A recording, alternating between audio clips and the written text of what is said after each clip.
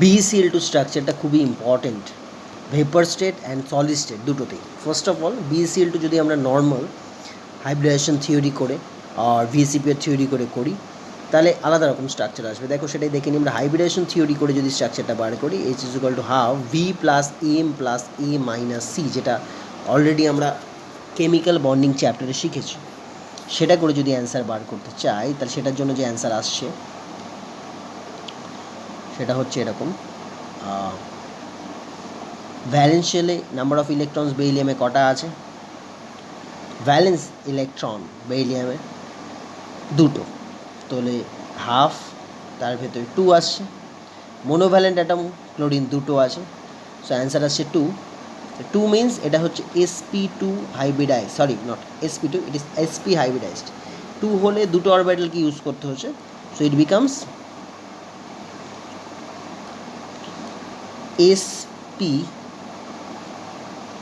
it becomes sp hybridized.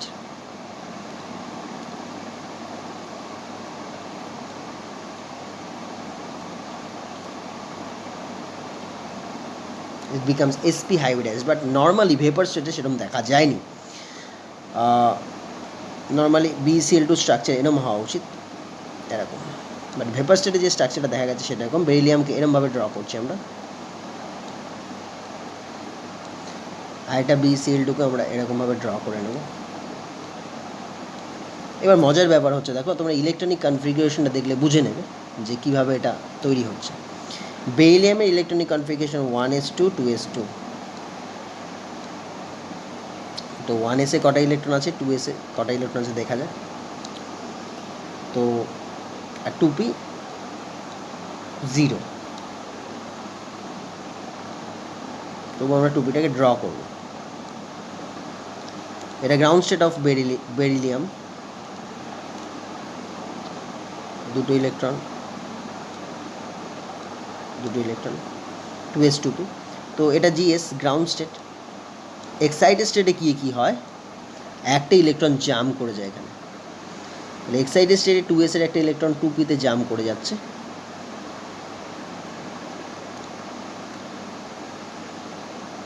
যদি 2pতে জাম করে তাহলে এখানে ইলেকট্রন একটা আছে, এবার কি হবে, এদের মধ্যে মার্জিং হবে, এরা দুজনে মিলিত হয়ে একটা হাইব্রিডাইজড অরবিটাল জেনারেট করবে, যেটি HS hybridise state. Ground state excited state and এটা হাইব্রিডাইজ স্টেট।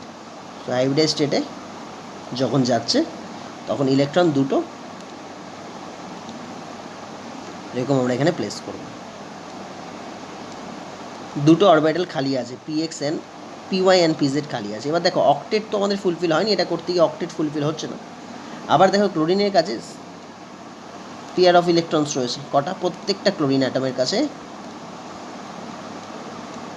3টে পেয়ার অফ ইলেকট্রনস রয়েছে। আর এদিকে আমরা কি দেখতে পাচ্ছি, প্রত্যেকটা ক্লোরিনের কাছে 3টে পেয়ার অফ ইলেকট্রনস রয়েছে। এদিকে আমরা কি দেখতে পাচ্ছি যে এই যে PY অ্যান্ড PZ খালি আছে বেরিলিয়ামে, তো ভ্যাকেন্ট অরবিটাল বেরিলিয়ামের কাছে রয়েছে আর ক্লোরিনের কাছে এক্সেস অফ ইলেকট্রন রয়েছে। সেখান থেকে কী জেনারেট করে, এখান থেকে একটা কোঅর্ডিনেট বন্ড জেনারেট করে। কোথা থেকে কোন দিকে, ক্লোরিন টু বেরিলিয়াম একটা কোঅর্ডিনেট বন্ড জেনারেট করে। এখানে ক্লোরিন টু বেরিলিয়াম কী হবে, একটা কোঅর্ডিনেট বন্ড জেনারেট করবে। ক্লিয়ার? তো অরিজিনালি স্ট্রাকচারটা এখন কীরকম দাঁড়াচ্ছে তাহলে, beryllium chlorine beryllium chlorine beryllium, so একটা ক্লোরিন এদিকে, একটা ক্লোরিন। সো যদি ভেপার স্টেটের স্ট্রাকচার এটা, তার মধ্যে দুটো কোঅর্ডিনেট বন্ড আছে, এটা ভ্যাকেন্ট অরবিটালটা এইটা, এখানে একটা কোঅর্ডিনেট বন্ড দিয়ে দাও, এখানে একটা। This is the vapour state structure, vapour state. Okay, but যখন এটা সলিড স্টেটে হয় তখন এই স্ট্রাকচারটা একটু এক্সটেন্ড করে, এটা পলিমারাইজড হয়। এটা যেরকম ডাইমার দেখতে পাচ্ছ, BeCl2 ডাইমার জেনারেট করেছে। ডাইমার মানে দুটো মলিকুল মিলিত হয়ে তৈরি হয়েছে, এটাকে বলে ডাইমার। বাট যখনই তোমরা এটা সলিড স্টেটে BeCl2 স্ট্রাকচার দেখবে, এইটাই ডাইমারটাই জাস্ট পলিমারাইজড হয়েছে। আমি দেখিয়ে দিচ্ছি কীভাবে হয় স্ট্রাকচারটা। দেখো BeCl, again BeCl, Cl, again Be, Cl, Cl, again Be, Cl, Cl, এইভাবে কন্টিনিউ চলতেই থাকে। সো এখানেও সেম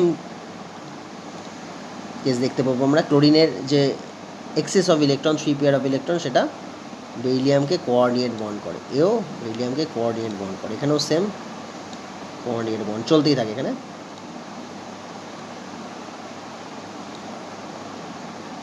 ক্লিয়ার? তো এইভাবে এক্সটেন্ড হয়। যেরকম এখান থেকে একটা কোঅর্ডিনেট বন্ড গেছে, সেরকম অন্য কোনো ক্লোরিন থেকে এদিকে একটা কোঅর্ডিনেট বন্ড আসবে, সেরকম এখান থেকে অন্য কোনো ক্লোরিন থেকে এখানে একটা কোঅর্ডিনেট বন্ড আসবে। এবং এটা খুব সুন্দর একটা জিগজ্যাগ টাইপের স্ট্রাকচার হয়, এবং এটার এক্স্যাক্ট স্ট্রাকচার কীরকম হয় সেটা আমরা এখানে দেখে নেব সিম্পলিফাই করে। কোঅর্ডিনেট বন্ডগুলো শো করবে না, এটা বেশি কমপ্লিকেটেড হয়ে যাবে। Be, okay, Cl, Be, Cl, Be, Cl, Cl, Cl, Cl, Be, ওকে। বন্ডগুলোকে আমরা ডিফারেন্ট কালার দেওয়ার চেষ্টা করছি। দেখো, এই যে ক্লোরিনের সাথে যে বন্ডটা আছে, এটাকে আমরা অ্যাবাভ দ্য প্লেন ধরে নিচ্ছি।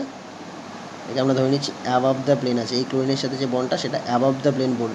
বেরিলিয়ামের সাথে যে ক্লোরিনের বন্ডটা, সেটা অ্যাবাভ দ্য প্লেন আছে। ক্লিয়ার? তাহলে ওইখানে যে বন্ডটা আছে সেটা কীরকম হবে, সেটা বিলো দ্য প্লেন হবে। এই ক্লোরিনের সাথে যে বন্ডটা হবে সেটা বিলো দ্য প্লেন হবে। ওকে, দেন আবার দুটো ক্লোরিন কিসে থাকবে, প্লেনে থাকবে। ওকে, এই দুটো প্লেনে আছে, এটা প্লেনে আছে। ওকে, দেন আবার কি হবে, এই ক্লোরিনের সাথে এটা অ্যাবাভ দ্য প্লেন, এই ক্লোরিনের সাথে এটা অ্যাবাভ দ্য প্লেন আছে, আবার এটা বিলো দ্য প্লেন আছে। ক্লিয়ার? আবার এখান থেকে কি প্লেনে আছে, এইটা আবার এখান থেকে প্লেনে আছে। তাহলে এটা এমন জিগজ্যাগ টাইপের স্ট্রাকচারটা হলো যে এটা দুটো প্লেন অফ সিমেট্রি দেখতে পাচ্ছি আমরা এখানে মলিকুলের ভেতরে। এটা প্লেনে আছে পুরোটা, এটা অ্যাবাভ দ্য প্লেন, এটা বিলো দ্য প্লেন। আবার এটা প্লেনে আছে, এটা above the plane, below the plane. এবার এক্স্যাক্টলি কীভাবে থাকে আমরা মডেল করে এখানেই অ্যাটাচ করে দিচ্ছি, যাতে তোমাদের মলিকুলটা বুঝতে সুবিধা। হ্যাঁ, এটাই হচ্ছে আমাদের solid state, solid BCl2 structure. Okay, তো মডেলটা দেখে নাও, আর একটু বেটার বুঝতে পারবে। এখান থেকে খুব ইজিলি আমরা BCl2 মডেলটা দেখে নেব, যখন ওটা সলিড স্টেটে থাকে। ভালো করে বলছি, ব্ল্যাকগুলো Be, ঠিক আছে, ব্ল্যাকগুলো বেরিলিয়াম, Cl, এই ইয়েলোগুলো Cl, অ্যান্ড যে রেড কালারের যে মলিকুলগুলো রয়েছে এগুলো Cl। তো একটাই যদি প্লেনে থাকে, একটা আমি যদি বলি এটা প্লেনে আছে, এই পুরোটা একটা প্লেনের ভেতর আছে, তাহলে এটা কিন্তু তার সাথে কত ডিগ্রি থাকছে, 90 ডিগ্রি অ্যাঙ্গেলে থাকছে। এবং একটা দেখো অ্যাবাভ দ্য প্লেন চলে আসছে, মানে আমার দিকে আসছে, একটা বিলো দ্য প্লেন আসছে। মানে আমরা এখান থেকে যদি প্লেনটা কেটে দিই, এখান থেকে যদি বাইসেক্ট করি, এই রেড যে অ্যাটমগুলো আছে সেখান থেকে নিয়ে যদি বাইসেক্ট করি, রেড থেকে, তাহলে দেখতে পাবো, দেখো ফ্রন্টে চলে আসছে অর্ধেকটা ক্লোরিন ফ্রন্টে চলে আসছে, কিছুটা ক্লোরিন মানে এই পোর্শনটা ফ্রন্টে চলে আসছে, কিছুটা ব্যাকে চলে আসছে। তো এই স্ট্রাকচারটা থাকে। তো এটা ড্র করার সময় অবশ্যই দেখে নেবে যে যখন তুমি একটা সাইডে বেরিলিয়াম এবং ক্লোরিনের সাথে প্লেন রাখছো, নর্মাল দাগ টানছো, ঠিক আছে, কিন্তু একটাকে তাহলে অ্যাবাভ দ্য প্লেন দিতে লাগবে, বেরিলিয়ামের সাথে যে ক্লোরিন সেটা অ্যাবাভ দ্য প্লেন দিতে লাগবে, আর পরের যে বেরিলিয়ামের সাথে ক্লোরিন সেটা বিলো দ্য প্লেন দিতে লাগবে। এইভাবে স্ট্রাকচারটা দাঁড়িয়ে থাকে। ক্লিয়ার? এবং এই যে এগুলোকে আমরা এক্সটেন্ড করছি, এক্সটেনশন এইভাবে পলিমারাইজড হয়ে চলতেই থাকবে। একটা প্লেন আর একটা above the plane, below the plane. এটা যদি প্লেন হয় তাহলে এই ইয়েলোর একটা অ্যাবাভ দ্য প্লেন, একটা বিলো দ্য প্লেন। আবার ঘুরিয়ে নাও, যদি এই পাশটা প্ল্যানার হয় তাহলে এই রেডের এই পাশটা অ্যাবাভ দ্য প্লেন, ও পাশটা বিলো দ্য প্লেন। এইভাবে কন্টিনিউয়াসলি এটা পলিমারাইজ হয়ে চলতে থাকে। তো ব্ল্যাকগুলো হচ্ছে বেরিলিয়াম, ইয়েলোগুলোকে আমি ক্লোরিন ধরছি, আর এগুলোকেও রেডগুলোকেও ক্লোরিন ধরছি। এগুলো এক্সটেনশন, পরপর চলতেই থাকবে। ক্লিয়ার? ভালো করে বুঝে না, এইভাবে স্ট্রাকচার ড্র করে। বইতে কোথাও এরকমভাবে নেই, স্ট্রাকচারটা ভুল ড্র করা আছে বইতে। যে কোনো বই তোমরা দেখে নাও বা ইন্টারনেটেও ভুল ড্র করা আছে। এটা হচ্ছে অরিজিনাল এবং এটাই হচ্ছে রিয়েল স্ট্রাকচার। এটা ড্র করার চেষ্টা করো, সেটা আমি তোমাদের একটু আগে অ্যানিমেশনে দেখিয়েছি। ক্লিয়ার?